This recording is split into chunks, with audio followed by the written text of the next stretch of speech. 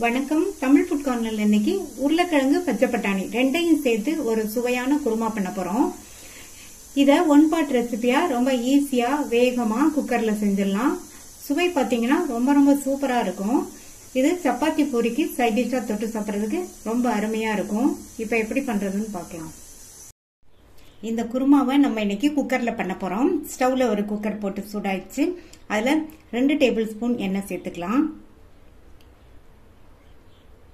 எண்ணெய் சூடானதும் அதுல 1/2 டீஸ்பூன் சோம்பு, 2 சின்ன பீஸ் பட்டை, 1 நட்சத்திரப்பூ, 2 ஏலக்காய், கல்பாசி, 1 பிரிஞ்சி இலை, அப்புறமா 2 கிராம்பு சேர்த்த எல்லாமே நல்லா எண்ணெயில பொரிஞ்சு நல்லா வாசனை வரட்டும்.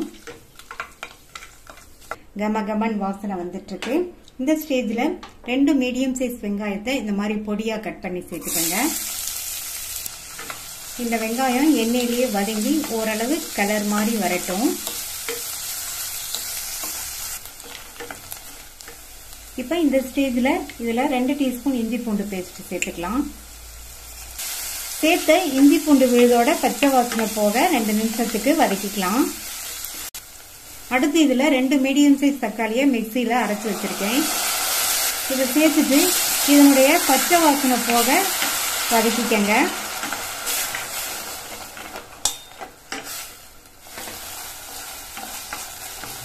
தக்காளி விழுது வதங்கிடுச்சு. நான் விழுது அரைச்சு சேர்த்திருக்கேன். இதுக்கு பதில் நீங்க சின்ன சின்ன பீசஸா கட் பண்ணியும் சேர்த்துக்கலாம்.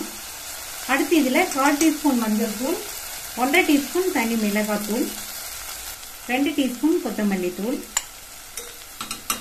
கூடவே 1/2 டீஸ்பூன் கரம் மசாலா தூள் சேர்த்துக்கலாம். உங்களுக்கு தேவைப்பட்டா இன்னும் கொஞ்சம் கூட கரம் மசாலா தூள் சேர்த்துக்கங்க.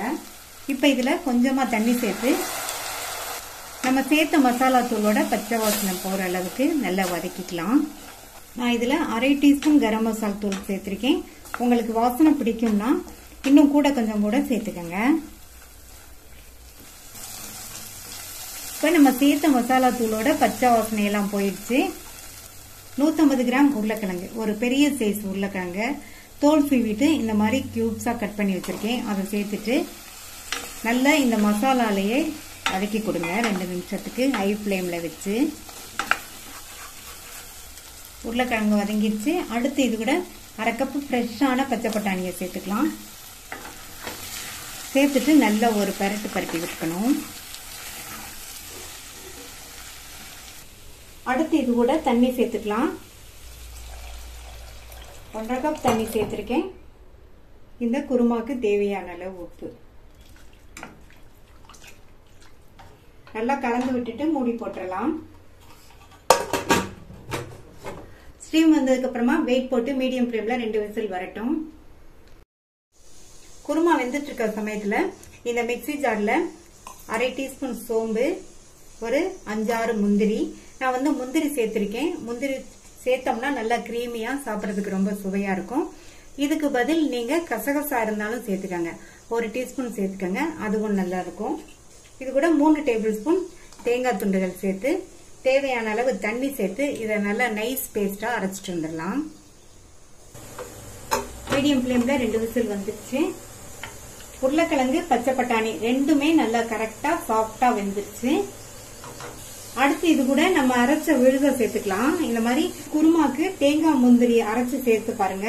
டேஸ்ட் ரொம்ப நல்லா இருக்கும். நல்ல உங்களுக்கு திக்னஸும் கிடைக்கும். இதுல மிக்ஸி ஜாரை கழுவி கொஞ்சமா தண்ணி சேர்த்துக்கலாம்.